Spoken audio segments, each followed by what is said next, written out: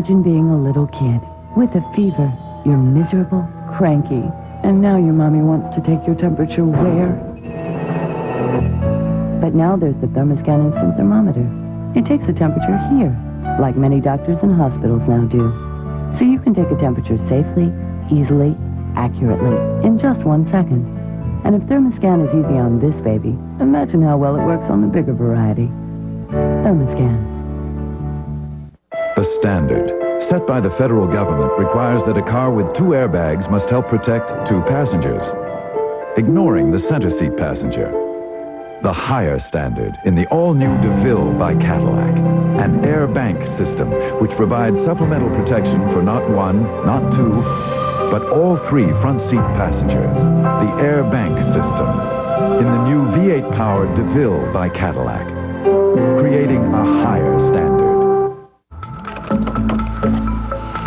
Hello, I'm Henry Tenenbaum. Welcome to Beyond 2000. On this edition, we'll fly inches above the ground as we test drive the latest in high-speed fun. A personal hovercraft.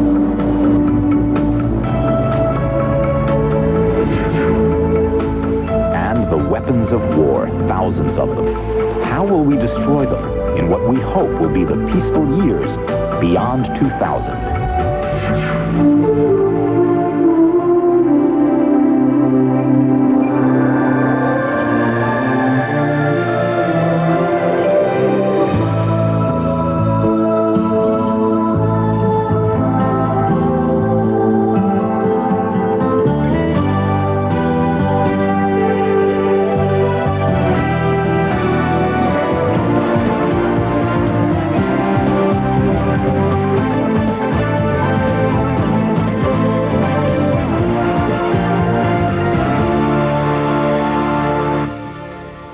In 1950, an English electrical engineer named Christopher Cockerell cut a hole in the hull of a small boat.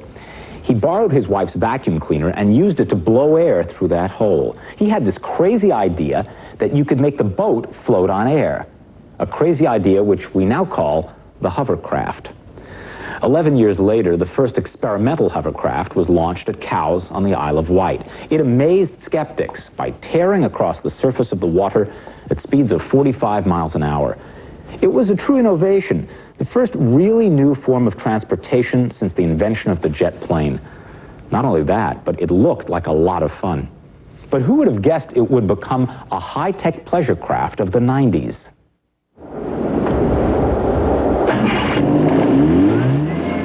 Hey, there are some days when you just want to get away from it all, off the beaten track. You know, search for some space, a bit of adventure.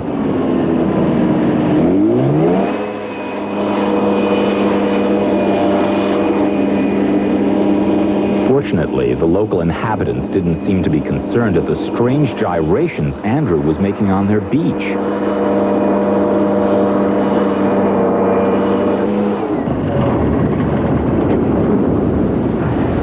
That's a very different sort of experience, let me tell you.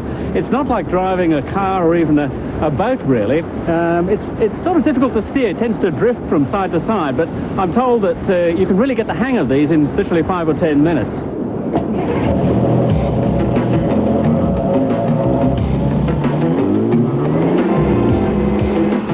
It's what the manufacturers of these personal hovercraft call the art of low-level flight.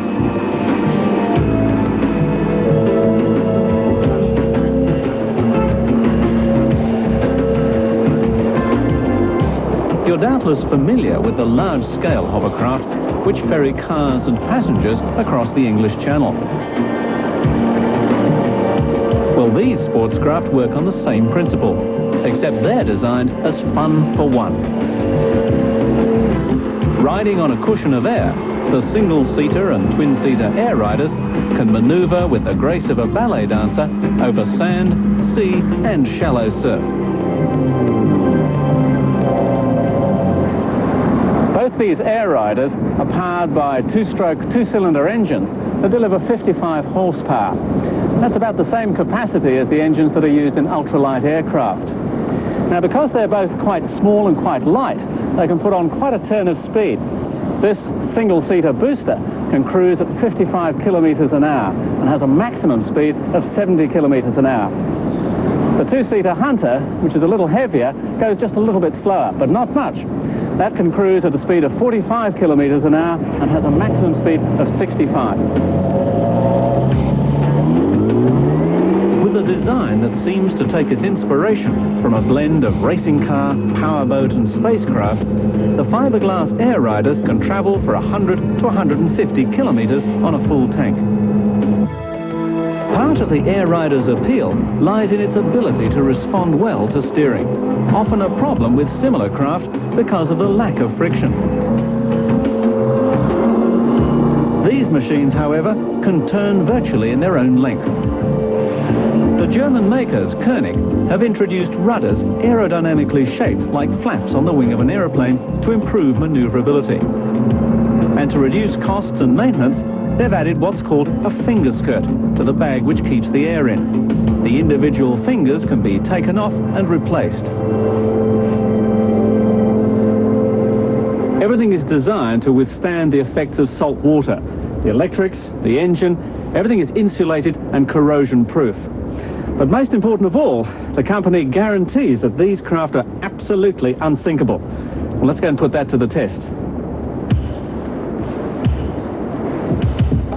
With only a few minutes low-level flying time under my belt, I decided to let a more experienced driver take the controls of that challenge. Which was just as well. Obviously, these personal hovercraft aren't intended to tackle the high seas.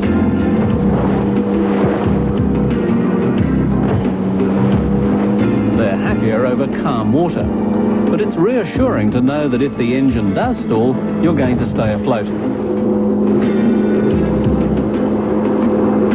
It could be the ideal way to travel for commuters who live around one of the world's many waterways. But for the adventure seeker with around $25,000 to spare, it's the ultimate pleasure craft.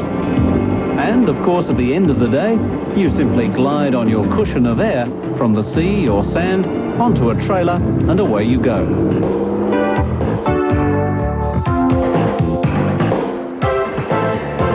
In Search of the Silent Car. That's next on Beyond 2000. Bombs and other blasts. Thursday on Movie Magic.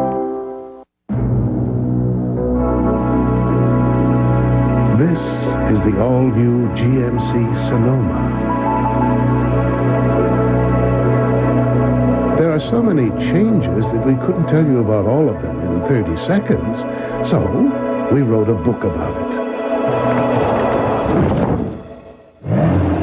Call 1-800-GMC-TRUCK and check one out. Sonoma from GMC Truck.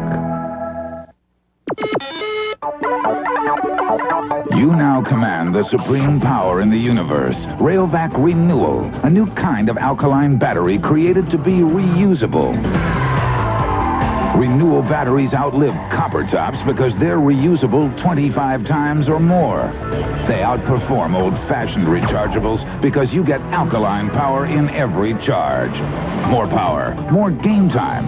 That's the power of renewal from Railvac. You're kidding. The heat's off on Saturday? I can't get a copy of Fixed on Saturday. That's helpful. Technical support is closed on Saturday and... Please send up some coffees. UPS introduces Saturday Pickup You'll pick up the package? with guaranteed tracking and guaranteed air delivery by 10:30 a.m. Monday. Great. All for less than our competitors. How you doing? Hi. Finally, something on Saturday, Nice coffee. guaranteed to go right. UPS. They throw a lot of stuff at it. In the Belly of the Beast. Friday at 11 Mountain, 10 Pacific. Only on the Discovery Channel.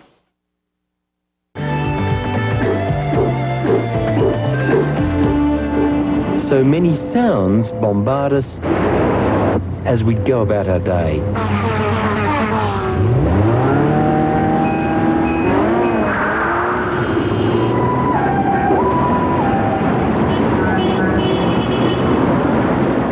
For the most part, we take them for granted.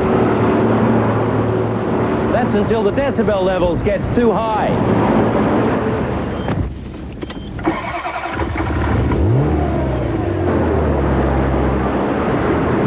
Take driving, for instance. There are warnings, sounds that you need to operate the car safely and effectively. Then there are other sounds that we all want to hear and we don't want interrupted. And then there are those obtrusive, unwanted sounds that nobody wants, that make you tired and annoyed. And they're called noise.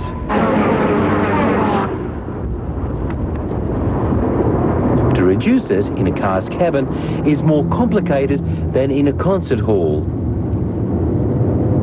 The noise characteristics vary depending on the temperature, the number of passengers, if a window is open, and of course, the type of engine, which produce different noises depending on the RPM. Four-cylinder, fuel-efficient cars have a problem. They're notoriously noisy at specific speeds and throttle openings. They produce sounds called booming noise, and research shows that motorists find it offensive when it intrudes into the cabin. This Nissan Bluebird ARX-Z is the first time that a four-cylinder production car has been fitted with electronic noise control to filter out those irritating booming frequencies that are a consequence of rapid acceleration. And this without disturbing the sounds that we need for safe and pleasant driving. Electronic or active noise control systems make use of the sound phenomenon called interference. Sound is generated by the vibration of molecules and it travels in waves. Some interesting things happen when waves of the same frequency are added together. If the generated sound is equal in amplitude to the unwanted noise and then shifted out of phase, they cancel each other out. Let's go back to the grey car for just a moment. When I accelerate to 5,000 RPM, that roar is the booming sound that consumers complain about.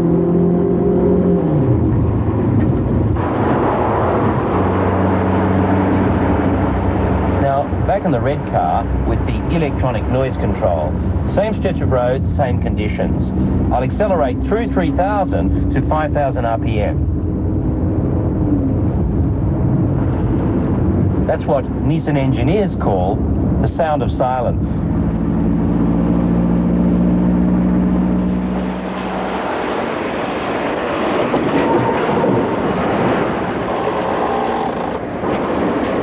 Sure, there are plenty of ways to make a car soundproof. More insulation, better bonding of one part to the other, and more efficient exhaust pipes. But these techniques make the car heavy and less fuel efficient. Active noise control systems, on the other hand, are light and work just as well. The frequency of the interfering sound wave is calculated in the crankcase, and it's dependent on RPM.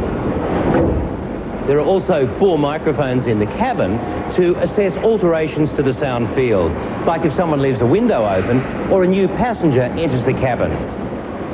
At the back of the car is the adaptive control mechanism. It interacts with the sound processor, and in a split second, it develops an interfering sound from speakers built under the front seat. That cancels out the booming from the engine, making the ride free of irritating noise. While some drivers enjoy the roar of their own engines, a 10-year development program in noise reduction systems seems to indicate a strong demand from others for silence in motion.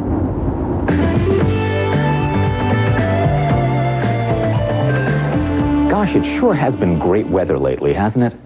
No, I don't mean this week. I mean over the past 10,000 years.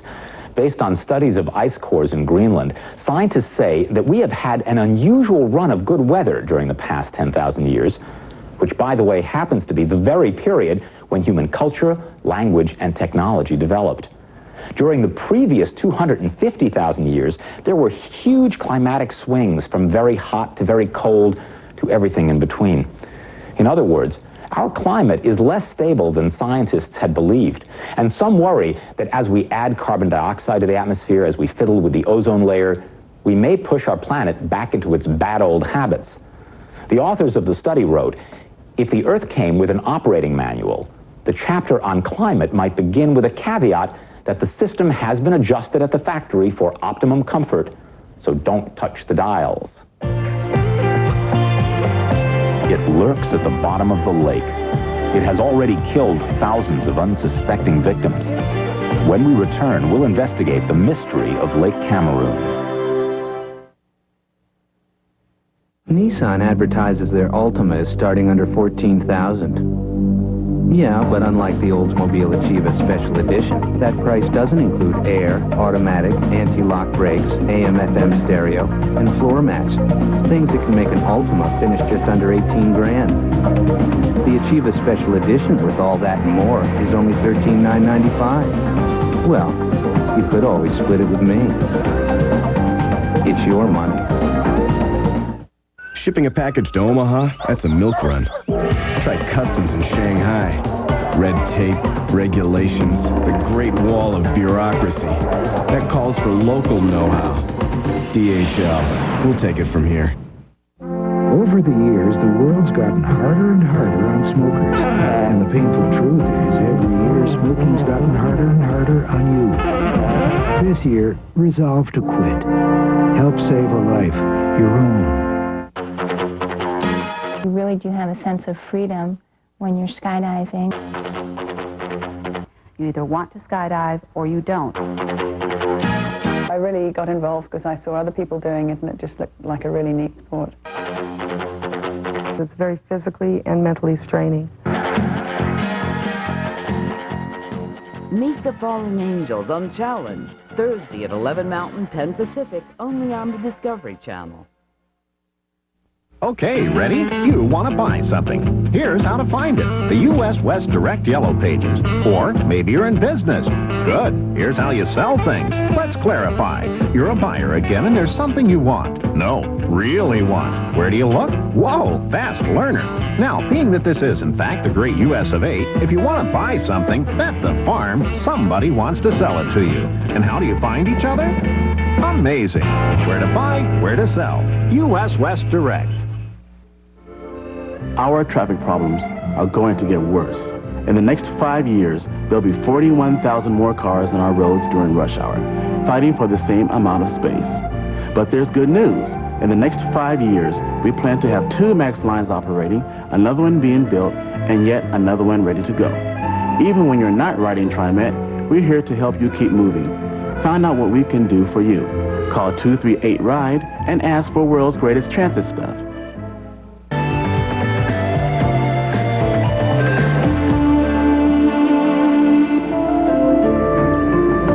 This is one of the most remote areas in West Africa. 2 days' drive along some of the roughest roads you'll ever see. And it looks as if this is as far as we can go. From here to where we're heading, there's only one way to travel, and that's on foot. It's a good hour's hike to the top, and as we climb, we see ominous signs of death, a reminder of what has brought us to this fateful place.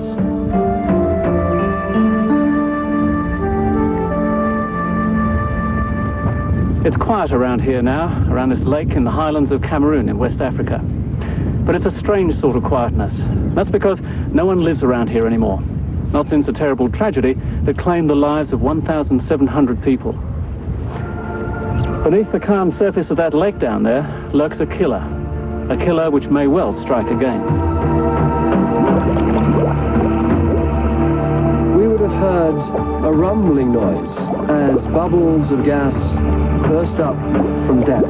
Had there been a moon, we would have been able to see clouds, like a cloud of mist from the lake, and it would have swept down the valleys to the north, engulfing all in its path.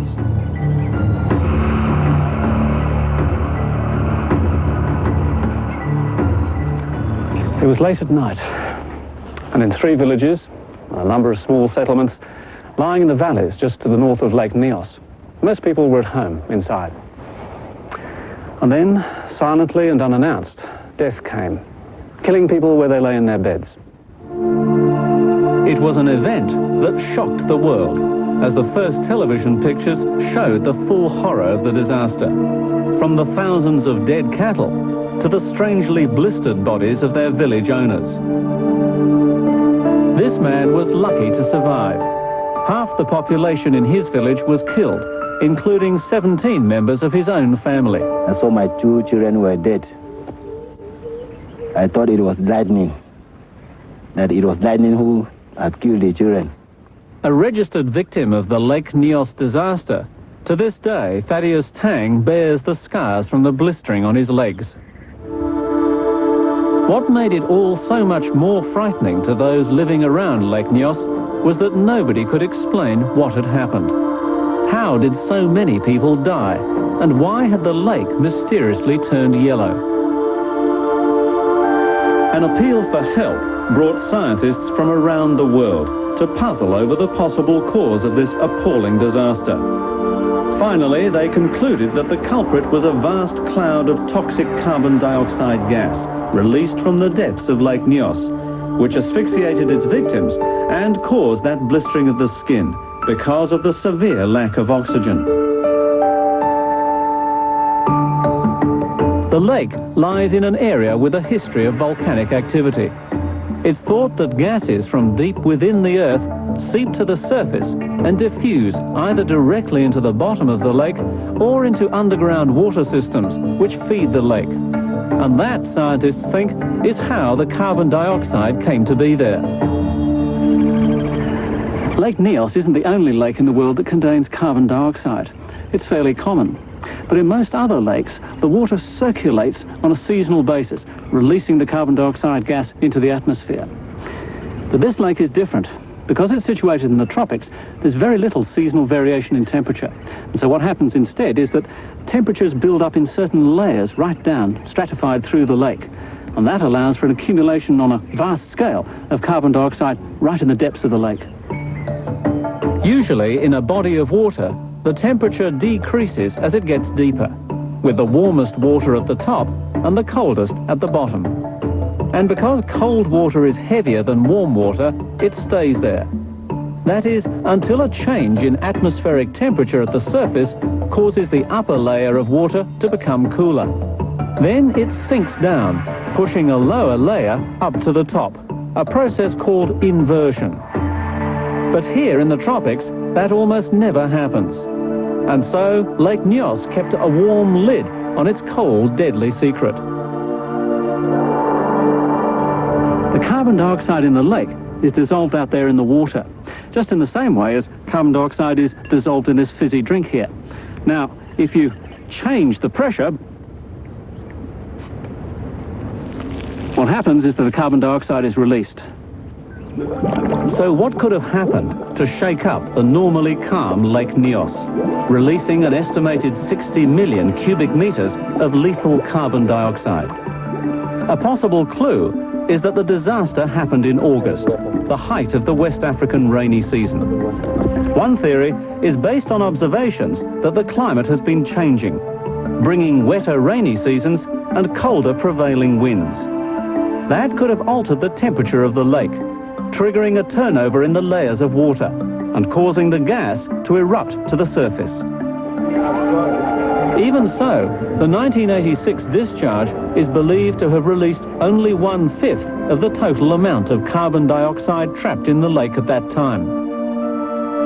And we know that the carbon dioxide is being replenished at the rate of 5 million cubic meters a year. So now there is an urgent need to work out a way of preventing a repetition of the 1986 calamity. One possible solution would be to tap the reserves of carbon dioxide by inserting a number of pipes into the lake, releasing the gas through valves in a controlled fashion. But it's a technique fraught with dangers. Almost anything you do has inherent in it a danger of destabilizing the lake. If you bring water up from depth and release gas from it, the very process of releasing the gas cools that water. And it may well have been cold, wet season water which caused instability in August 86. So bringing up gas, putting further cold water onto the lake surface may stir the lake up. It may trigger an instability. Who knows? To make matters worse, there's another possible danger. As you'll remember, this is a volcanic crater lake, and what I'm standing on here is a natural dam wall formed out of layers of solidified volcanic ash. Now, if this wall were to collapse, then all that water behind me would rush downstream, endangering the lives of maybe as many as 50,000 people. And that's exactly what some scientists believe is likely to happen. They've noted that the dam wall is developing potholes and cracks, and they see that as a sign that the wall is being rapidly eroded away. It would be a disaster of unthinkable magnitude. Not only would the water flood the valleys immediately below in Cameroon, it would extend down into neighboring Nigeria as well. And almost certainly, the entire carbon dioxide contents of the lake, some 300 million cubic meters, 6 times the amount released before, would escape with devastating consequences. If you could hold this tape to the edge there, I'll just take it back. But not everyone agrees on the scientific assessment of the dam's weakness. On this field trip, Dr. Sam Freeth is trying to find out just how quickly the dam wall is eroding. One way to do that is to measure its width today and compare that with measurements calculated from a photograph taken 30 years ago. The edge. Indeed. You watch it, you don't go over the edge. Dr. Freeth believes the dam wall has been here for centuries and that there is hopefully no immediate danger of collapse. Assuming he is right, that still leaves the lurking danger of Lake Nyos hanging over the local inhabitants of Cameroon. The dilemma facing scientists and the government is horrendous. Do nothing, and the toxic gas will continue to build up, and the silent killer could strike again. Or intervene now and risk unleashing a catastrophe prematurely. Either way, the lives of thousands of people are at stake, unless science and technology can find a way of coming to their rescue.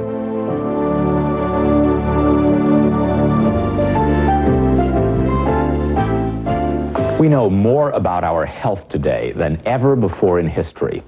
And all that knowledge has given us plenty to worry about. Am I eating right? Am I exercising enough? Am I getting too much sun, enough sun? Am I overweight? Am I underweight? And now, something else to worry about. Are you worrying too much about your health? At the National Wellness Conference held in Australia recently, experts claimed that worrying about being healthy is making some people sick. They claim that although our increased awareness of the dangers of smoking, drinking, overeating, and under-exercising have made our society generally healthier, stress levels and general feelings of illness have actually increased. In other words, we may look better, but we feel worse. The secret to well-being, according to the speakers at the conference, is first and foremost a positive outlook on life. Now, you've probably heard about studies in the U.S. which suggest that individuals with potentially terminal diseases like cancer do live longer if they expect to live longer and do enjoy happy lives. Happy smokers and overweight people with a positive outlook also tend to live longer than their worrying counterparts. So the message? Don't worry. Be healthy. When we return, blasting into space on top of a nuclear bomb.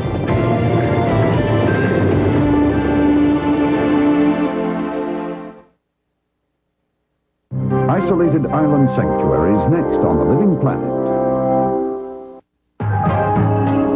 What car in a U.S. government frontal barrier crash test had a driver head injury score so low, no car has ever beaten it? Audi. You're kidding. The heat's off on Saturday? I can't get a copy of Fixed on Saturday. That's helpful. Technical support is closed on Saturday and... Please send up some coffees. UPS introduces Saturday Pickup. You'll pick up the package? With guaranteed tracking and guaranteed air delivery by 10:30 a.m. Monday. Great. Coffee. All for less than our competitors. How you doing? Hi. Finally, something on Saturday. Nice coffee. Guaranteed to go right. UPS. What car offers no charge scheduled maintenance? For the first 3 years or 50,000 miles, leave your wallet home. Audi. Evolution's one thing. Revolution is quite another. Explore your world.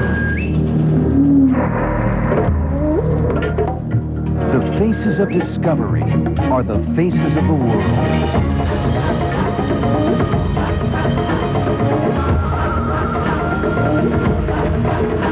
When you set your sights on the fascination of real-world entertainment, find yourself here. The Discovery Channel. Explore your world.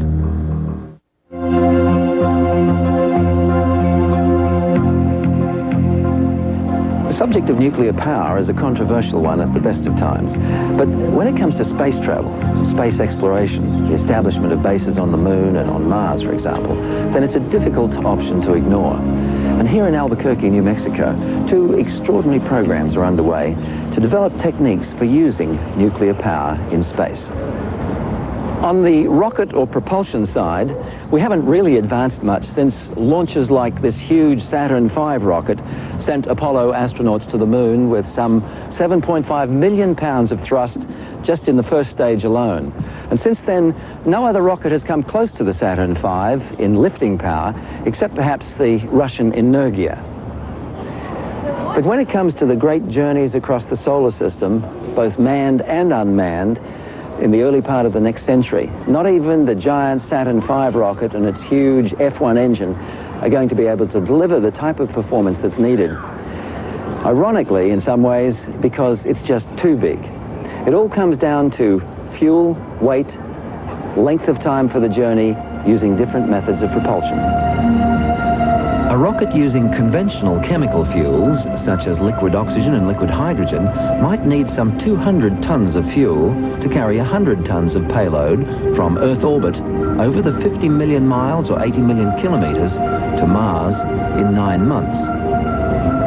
A nuclear rocket could carry the same effective payload, but because of its increased power, do the trip in between a third and half the time, say 3 to 4 months. This represents such an incredible improvement that this is not 1 or 2% improvement. This is 100% plus improvement in these technologies, in performance. A big new nuclear propulsion facility is being planned by the U.S. Air Force Phillips Laboratories for a site in the southwestern United States to test the new particle bed reactor rocket that's been developed by the labs. This is a model of a nuclear-powered rocket engine. In many ways, it's a lot simpler than a conventionally powered rocket engine. It uses liquid hydrogen in the same way that a conventional rocket does and stores it in a big tank here, but it doesn't oxidize it the way a conventional rocket does. It simply superheats it in this nuclear reactor here and then blasts it under pressure out here. The heart of the system, obviously, is the nuclear reactor. And you can see in here that a number of elements would fit in here, and you can see there where they'd be. There'd be roughly between 19 and 61 of them, depending on the size of the rocket. And they'd be something like this. You've got 2 filters, a hot and a cold filter that sit inside each other, the hot one in the middle and the cold one on the outside. And in between, in the gaps in between there, millions and millions of tiny ceramic-coated uranium carbide pellets would fill in the gaps. In cross-section, it would look like this, with your cold filter on the outside and hot filter on the inside and the pellets in between. Then when the rocket is switched on, gaseous hydrogen would be forced under pressure into the nuclear reactor, and it would start to pass through the porous walls of first of all, the cold filter on the outside, then through the little uranium carbide pellets where it'd pick up great heat, finally through the hot filter walls into the exhaust chamber where it would be forced under pressure out through the nozzle, generating enormous thrust. The nuclear rocket was researched heavily in this country in the 1960s, and in fact over 20 test engines were built of various sizes. They were tested, and certain tests that took place in 1968, which were over an hour duration, were of engines that if you had them today, that level of performance for that duration, that level of thrust, that specific impulse would be more than sufficient to do an entire manned Mars mission. A lot of people don't know it today, but the United States had plans to send humans to Mars by the early 1980s. We could have been to Mars already if Apollo and the associated programs like the nuclear engine program had not been cut off in midstream. It's a tragic failure of leadership. What about the actual safety of the astronauts as they're traveling with a nuclear rocket pushing them along? Is that really an issue, do you feel? I mean, there's a lot of radiation out there anyway, isn't there?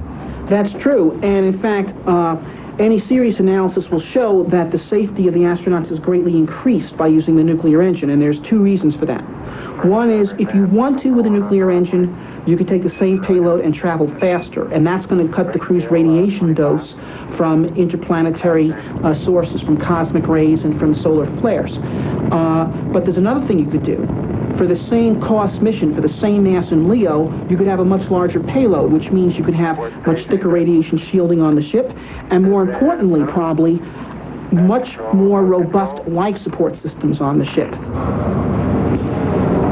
Russian scientists have also been looking into the use of nuclear energy in space, particularly in the area of power generation rather than rockets. In a unique cooperative venture called Topaz, they're working with American scientists in Albuquerque, New Mexico. Topaz is a compact nuclear power generator designed to provide long-term electrical power for a manned or unmanned spacecraft, or for bases on the Moon or Mars. The American Strategic Defense Initiative Organization, SDIO, bought 2 Topaz reactors from Russia in a deal that took several years to organize. The U.S. Air Force Phillips Labs built this facility to run the test program. All of the engineering equipment, everything from the huge vacuum chamber which holds the reactor, down to the laboratory and control room instruments, has been brought from the Commonwealth of Independent States. And its installation is being overseen by Russian scientists. The main attraction to Topaz for the Americans was the simplicity and cheapness of its testing and checkout procedures. I think the main attraction was the whole idea that the Russians had come up with of doing a complete qualification and acceptance testing on a reactor prior to putting it into space without having to have the nuclear fuel inside the core. There's several advantages to this. One, you want to test the reactor prior to putting it up into space because there's hundreds of wells in a reactor, and you want to make sure that there's no leaks where any of the coolant flows through. The other thing is, if you can do it without the nuclear fuel, there's tremendous cost savings. The U.S. will ultimately incorporate the knowledge gained from Topaz into a new 40-kilowatt space nuclear reactor, which should fly before the turn of the century. But while the United States stands to benefit substantially from the cooperative program, what will the Russians gain? This program has provided us the opportunity to carry on with our work. With the economic problems in our country at present, this research would have been discontinued. The technology and the skills of those who developed it would have been lost. With the present parlous state of the Russian economy, this new cooperative venture between the US and Russia highlights the need for Western support for certain Russian scientific ventures, as well as the undoubted benefits that can flow to the West as a result. There's still much to be done to make nuclear power in space a simpler, cheaper, and more importantly, safer alternative. But it's encouraging to know that 2 former rivals are now combining their research efforts to deal with the unknowns that surround the use of nuclear energy in space. Bomb bugs, munching their way through the remnants of the Cold War. We'll have that story next on Beyond 2000.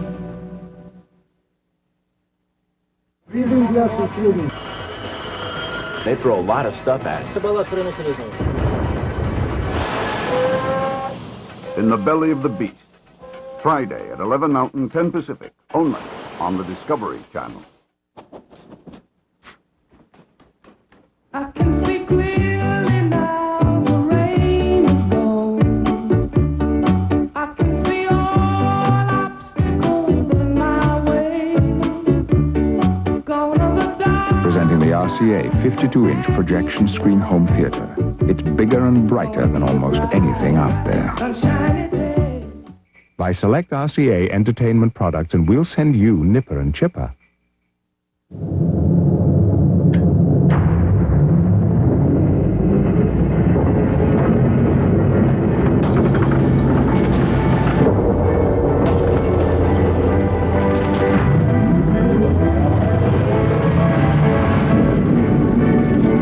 Introducing the all-new GMC Sonoma.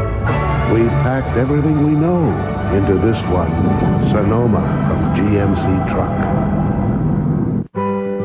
Discover the secret life of our nation's original symbol of pride.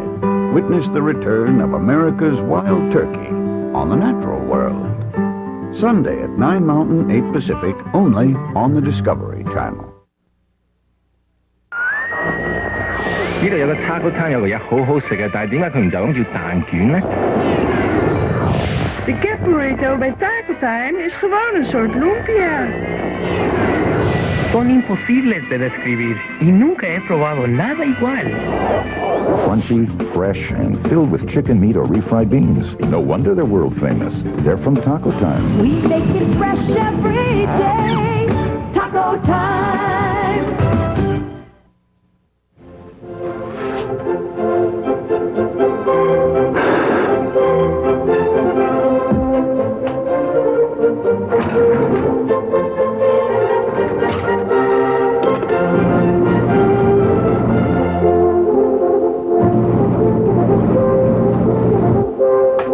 Under conditions like these, the Pentax IQ Zoom 90WR doesn't break.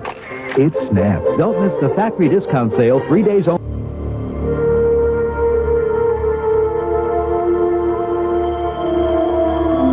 It is a lethal legacy left by 40 years of distrust between East and West. This graveyard of weapons is just one of 50 munitions stockpiles in East Germany alone. A German newspaper called them the unwanted souvenirs of the Red Army. Unwanted they are, but neglect won't help them disappear. As Simon has discovered, something is now making a meal of these munitions.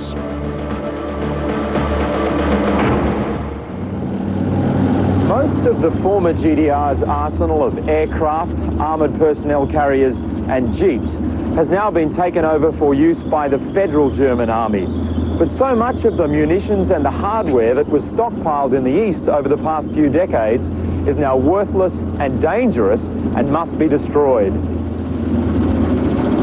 Some will be scrapped easily, while others present the country with urgent environmental problems, such as the estimated 20,000 tons of explosives from bombs, bullets and mortars that contain propellants like nitroglycerin, nitrocellulose and DNT. The munitions industry has been forced to clean up its act. Legislation dictates that all weapons be disposed of safely and in an environmentally sound manner. For the people who work at this munitions factory southeast of Berlin, their jobs are safe, but the roles are very different today. The ultimate irony is that the very machines that produce these bullets are now being used to pull them apart. They've literally been modified to run backwards. Over the past 2 years, this factory has dealt with more than 500 million of these cartridges from the Russian and East German-made Kalashnikov machine guns. Alongside the old production lines, a Berlin company has built a pilot plant for treating the dangerous explosives. The new technology glistens in stark contrast to the surroundings. Here, the toxic substances become harmless wastewater, reusable gases like CO2 and nitrogen, and even part fertilizer. The propellants are first broken down by hydrolysis, a thermochemical process during which they decompose, so the explosive properties of the powder are eliminated. Noxious gases which result from this process are biologically treated and destroyed. What remains of the once deadly mixture, anorganic and organic compounds, also undergoes a biological bath in these vats. Microbes feed on the molecules in what amounts to a mini ecosystem. The microbes then eat each other, getting oxygen from the nitrates in the compounds. There's also a useful byproduct of this process, this sludge, which represents 6% of the original weight of powder. It contains ammonia and nitrate and can be easily used by farmers to improve soil conditions. The experiment is being duplicated and refined on a much smaller scale in an adjoining laboratory. Here they're aiming to reduce the time it takes to treat the explosives, reduce the amount of wastewater by filtration, and increase the biodegradability. For logistical, but mainly economic reasons, the East Germans are pushing hard for a large treatment plant to be constructed in their part of the country. If the government chooses to build such a facility, the company says all the explosives could be disposed of in 5 to 10 years. But the dismantling and the cleanup of the munitions plants and dumps will take a lot longer and cost billions of German marks. It's hard to comprehend the decades of incredible waste, of money and resources that resulted in millions of tons of now worthless weapons. Of course, countries of the former Eastern Bloc aren't the only ones facing this huge disposal problem. Perhaps the only consolation is that very few of the weapons were ever used to fulfill their original purpose.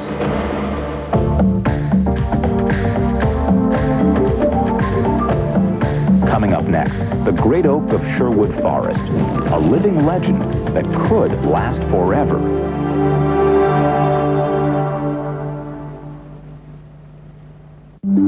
Taking a camera into a whale's world. The whale suddenly turned towards Tony and rammed him. Recapturing the first moments of flight. Filming an angry shark face to face. The great excitement of coming through it unscathed. Now you can go behind the scenes of the Discovery Channel with the exclusive video, Secrets of Discovery. How do you get it? It's free, only when you subscribe to Destination Discovery, the award-winning monthly magazine and program guide that heightens your viewing. Intriguing articles that cover your world, from whales, wheels, and wings, to faraway, fascinating places. There's no better guide for planning what you want to watch on the Discovery Channel. Call 1-800-832-8343 now and get 12 issues of Destination Discovery for $19.97. That's 1/3 off the cover price, and the home video is yours free. Call now, 1-800-832-8343. This man just woke up in a Residence Inn hotel room. What are his options? He can A, make a cup of fresh coffee in the kitchen. B, walk all the way over to the living room area and start a fire in the fireplace. Or C, shoot some hoops. Okay, let's see what he does. D, none of the above. Residence Inn by Marriott, the next best thing to home. Continuous improvement through sweeping change. It's how Cadillac is creating a higher standard with America's favorite luxury sedan, the 1994 Cadillac DeVille. Completely redesigned with more than 100 newly refined features, each created to keep the driving experience as rewarding as possible. There was, however, one feature that didn't change: the sticker price. The all-new Cadillac DeVille, creating a higher standard. Ironic, isn't it? While 70% of our globe is ocean, many people don't have enough water to drink. And until recently, there really was no practical way to turn seawater into abundant, pure drinking water. But now, from the Canary Islands to the Caribbean, to communities right here in the United States where fresh water is scarce, Dow Technology is making it possible to propose this toast. Here's to your health. Dow lets you do great things.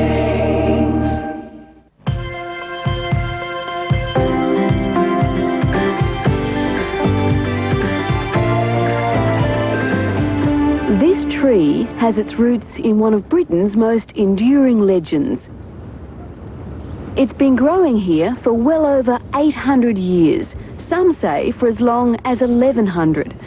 It's seen the beginning of the Industrial Revolution, the rise and fall of the British Empire, and has outlived 47 British monarchs.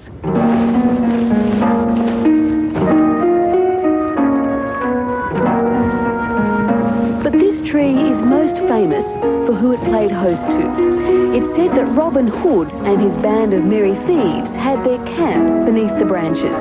They used its generous canopy to hide before ambushing unsuspecting travellers. It's a romantic tale of soft-hearted outlaws doing battle with the evil Sheriff of Nottingham, robbing the rich and giving to the poor. But whatever the truth of the story, this tree is one of the few living links Britain has with its medieval past. They say an oak tree takes 300 years to grow, 300 years to mature, and 300 years to die. So, at this age, the tree is in its twilight years, and no one is sure how long it will continue to stand here. If it died 50 years ago, it would have been lost to us forever. But today, we have the means to make sure it will live on for at least another 1,000 years.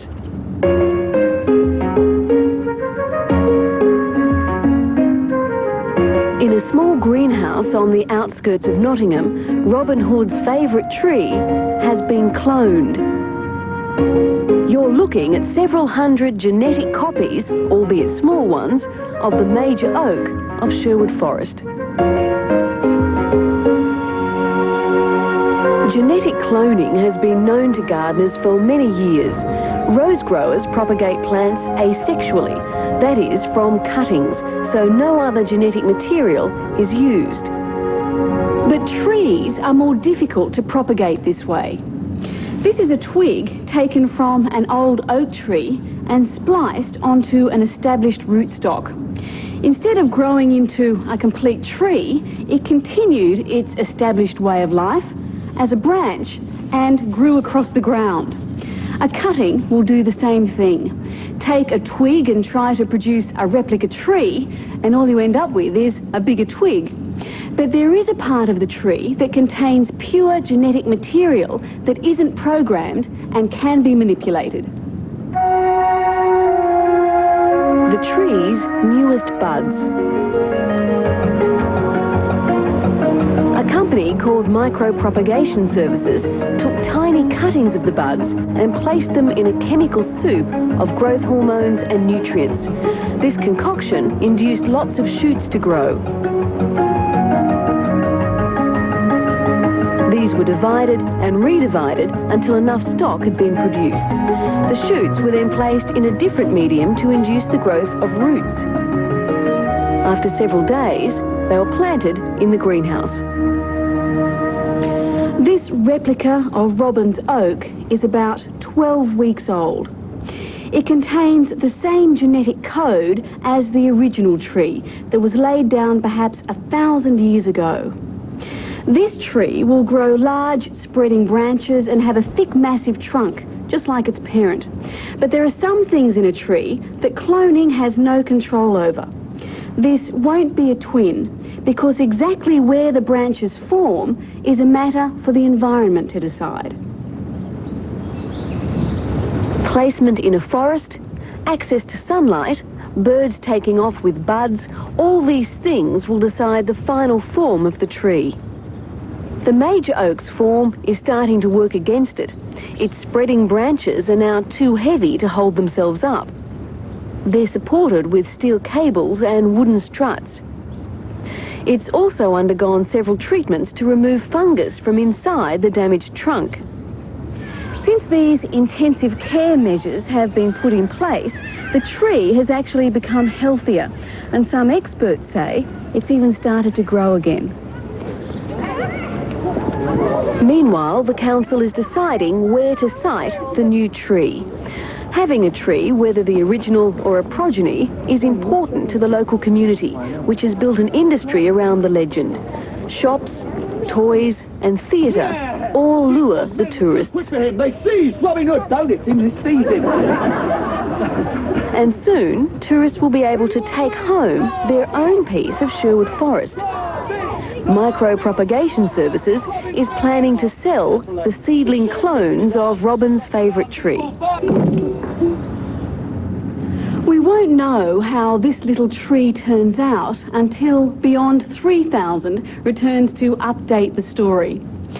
But these small clones will ensure that my great-great-great-grandchildren, some 30-odd generations into the future, will continue to have a living link with the legend of Robin Hood.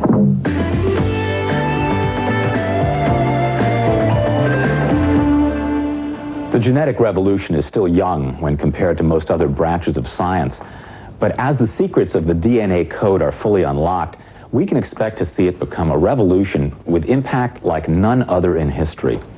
Cloning trees may be relatively innocent, But what will happen to the balance of nature when we begin cloning animals or even humans? And how about cloning memory? Ready for this?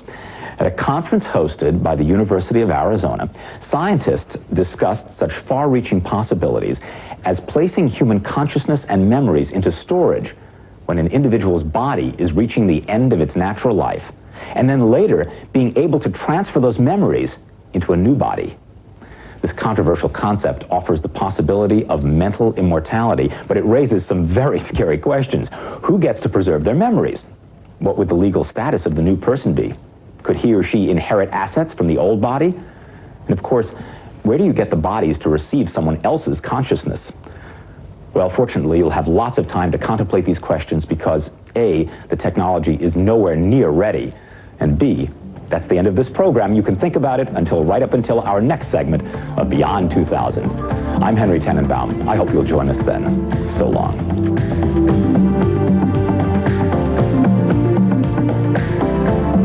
Coming up next, islands transform the species that inhabit them on the living planet. Then the long-range Russian Tu-20 targets America on Wings of the Red Star, only on the Discovery Channel. Explore your world.